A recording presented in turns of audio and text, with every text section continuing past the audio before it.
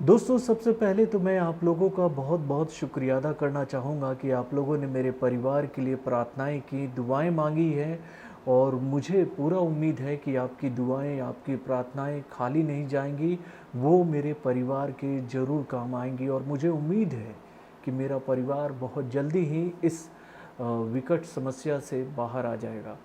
तो दोस्तों, आज 5वां दिन है और मैं आप लोगों को क्या बताऊं, अभी तक जो आरटीपीसीआर वाला जो रिपोर्ट है वो नहीं आ पाया। आज भी मैंने बात की उन लोगों से जिन लोगों ने हम लोगों का सैंपल लिया था, तो वहाँ से मुझे यही मैसेज मिली है कि अभी 5 से 6 दिन लग जा रहे हैं आरटीपीसीआर के चेक में।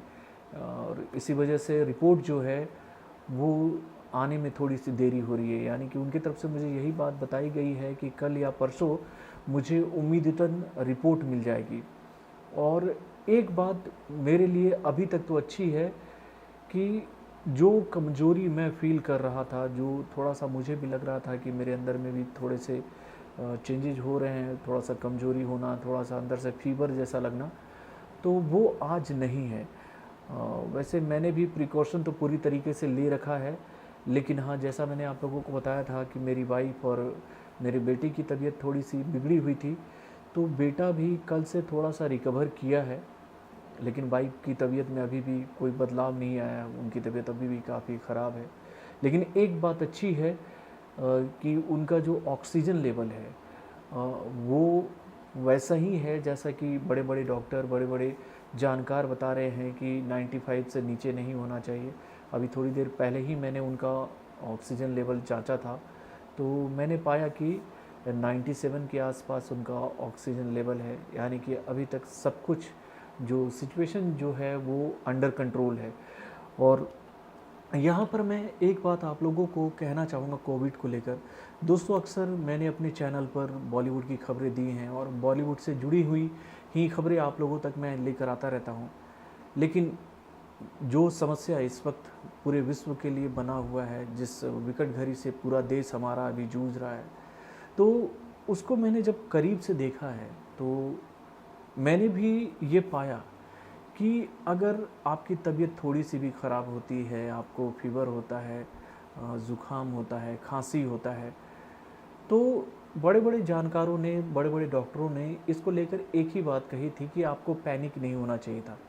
और मैंने भी वैसे ही किया, मैं भी पैनिक नहीं हुआ। शुरू-शुरू में जैसी बातें बताई जा रही थी कि इस वक्त वेदर चेंज हो रहा है, तो उसकी वजह से भी लोगों को फ्लू हो जा रहा है, खांसी हो रही है, सर्दी हो रही है, ज़ुकाम हो रही है, बदन में दर्द हो रहा है। तो उसका नॉर्मल जांच करवाना चाहिए डॉक्टर से। जांच करवाने के बाद में जो मेडिसिन डॉक्टर बताते हैं वो लेना चाहिए। तो मैंने भी वैसे ही किया था और डॉक्टर ने भी मुझे यही बात कही थी कि 2 से 3 दिन तक आप लोग पहले देख लें कि अगर ये वायरल फीवर हुआ, वायरल बुखार है या फिर खांसी, सर्दी, जुकाम है, तो ये 3 से 4 दिनों में ठीक हो जाना चाहिए।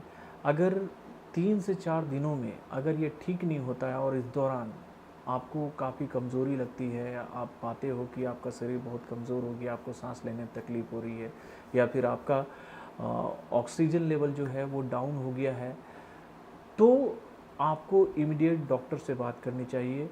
नज़दीक में जो स्वास्थ्य केंद्र है और जो सरकार की तरफ से जो भी संस्थान आपको बताए जा रहे हैं कि यहाँ पर आकर आप अपना जांच करवाएं, तो वहाँ जाकर आप इमीडिएट अपना जांच करवाएं। लेकिन अगर वहाँ पर आप पाते हो कि अभी फीवर है, कमज़ोरी है, तो बहुत ही क्रिटिकल अगर सिचुएशन होता है तभी आपको हॉस्पिटल जाना चाहिए। और जब मैंने भी डॉक्टर से मुलाकात की थी अपनी वाइफ को लेकर, तो मुझे उन्होंने यही बात बताई कि देखिए, आप पहले इनका आरटीपीसीआर चेक करवा लीजिए और आप भी हमेशा साथ में रहते हैं, तो आप अपना भी करवाइए, परिवार के बाकी लोगों का भी करवाएं। तो मैंने भी वैसा ही किया, लेकिन अभी तक रिपोर्ट नहीं आ पाया, जिसका इंतज़ार हम लोग बहुत ही बेताबी से कर रहे हैं और हम उम्मीद यही कर रहे हैं कि रिपोर्ट नेगेटिव आए। लेकिन यहाँ पर एक बात मैं आप लोगों से कहना चाहूँगा कि कुछ सिम्टम ऐसे हैं जिसको देखने के बाद आप समझ सकते हो कि आप 60 टू 70% आप कोविड के पेशेंट हो चुके हैं। यानी कि इन दिनों एक बात मेरे डॉक्टर से जब मुलाकात हुई तो उन्होंने बताया था कि पिछले वाले टाइम में, यानी कि 2020 में जब किसी को कोरोना हो रहा था, तो स्वाद जो है और जो स्मेल लेने की जो क्षमता है वो ख़त्म हो रही थी 4 से 5 दिनों में।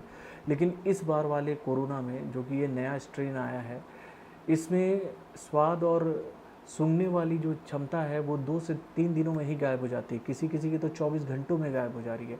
और मेरी वाइफ़ के साथ भी ऐसा ही हुआ कि दूसरे या तीसरे दिन उनका भी ये जो क्षमता है वो धीरे-धीरे कम होता चला गया, और अभी तक ना तो वो सूंघ के समझ पा रही हैं कि वो क्या खा रही हैं, या फिर जो वो खा रही हैं उसका वो स्वाद भी नहीं समझ पा रही हैं, यानी कि स्मेल और स्वाद वाली जो क्षमता है उनकी समाप्त हो चुकी है। लेकिन हाँ, इसमें एक चीज़ मैंने पाया कि जैसे कि अगर आपको स्वाद और सूंघने की जो क्षमता जा रही है, तो कुछ चीज़ों में वो चीज़ बरकरार रहती है, यानी कि मीठा और खट्टा, आपको ये स्वाद पता चलेगा। मेरी वाइफ़ ने भी मुझे यही बात बताई थी कि खट्टा मीठा अगर वो कुछ खा रही हैं तो वो पता चल जा रहा है उनको। लेकिन उसके अलावा अगर वो कुछ खा रही हैं तो वो बिल्कुल ही नहीं समझ पा रही हैं कि वो आम खा रही हैं, गुठली खा रही हैं, या फिर आलू खा रही हैं, मतलब जो भी चीज़ उनको हम लोग बना के दे रहे हैं वो उसका स्वाद नहीं समझ पा रही हैं। तो यहाँ पर मैं आप लोगों से एक ही बात कहूँगा कि अगर इस समस्या से अगर आप भी इन दिनों जूझ रहे हैं तो आपको पैनिक नहीं होना चाहिए, क्योंकि हॉस्पिटल में उसी को जाना चाहिए जो काफ़ी बीमार है, जिसको हॉस्पिटल की बहुत ज़रूरत है, इमरजेंसी वाली सर्विस की बहुत ज़रूरत है। ऑक्सीजन अगर उसका ऑक्सीजन लेवल अगर कमज़ोर हो गया उसका, तो उसको ऑक्सीजन लेने की बहुत ज़रूरत है। यानी कि हॉस्पिटल ऐसे ही कंडीशन में जाएं जब आपको लगता है कि अब आपके अंडर कंट्रोल में कुछ भी नहीं है, सारी चीज़ें जो है वो हॉस्पिटल में ही जाके मिल सकती हैं, तभी आपको जाना चाहिए। तो इन सभी चीज़ों को मैं देख रहा हूँ, और यहाँ पर मैं आप लोगों से एक सुझाव देना चाहूँगा कि देखिए, मैंने भी ऑक्सीमीटर आज ख़रीदा है। उसको मैं ऑफिस में इसलिए नहीं लेकर आ रहा हूँ क्योंकि वो वाइफ ही इस्तेमाल कर रही हैं। तो ऑक्सीमीटर आपको ले लेना चाहिए अगर आपके घर में कोई पेशेंट है कोविड का, या फिर देखिए जो इस वक्त देश की जो समस्या बनी हुई है वहाँ पर बहुत सारी चीज़ें जो है वो अभी हमें घर में इकट्ठा करके रखनी चाहिए। मैं ये नहीं कह रहा हूँ कि भैया आप ऑक्सीजन का सिलेंडर लाके घर में रखो। ऑक्सीजन का जो सिलेंडर है वो हॉस्पिटल के लिए है, और हॉस्पिटल में इसकी बहुत ज़्यादा ज़रूरत है, उसको घर में स्टॉक ना करें। बहुत सारे लोग जो है घर में स्टॉक कर रहे हैं। लेकिन हाँ, ऑक्सीमीटर आपको घर में रखना चाहिए, इससे आपको पता चल पाएगा कि आपके बॉडी में ऑक्सीजन लेवल कैसा है। तो दोस्तों, मैं क्या कहूँ अभी,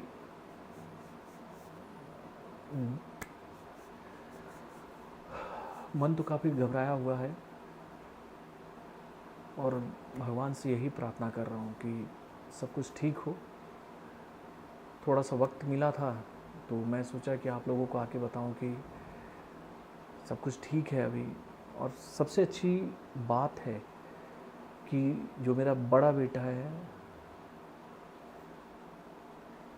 उसका तबीयत ठीक हो गया है, उसका तबीयत ठीक हुआ है, वाइफ की तबीयत में सुधार हो रहा है। बस आप लोग दुआ कीजिएगा मेरे परिवार के लिए, और इससे ज़्यादा मैं कुछ नहीं कहूँगा। बस जो भी है भगवान के हाथ में है। मेडिसिन जो डॉक्टर ने मुझे बताया वो मैं दे रहा हूँ, और उम्मीद कर रहा हूँ कि जल्दी सब ठीक हो जाएगा। फिर मिलते हैं आप लोगों से।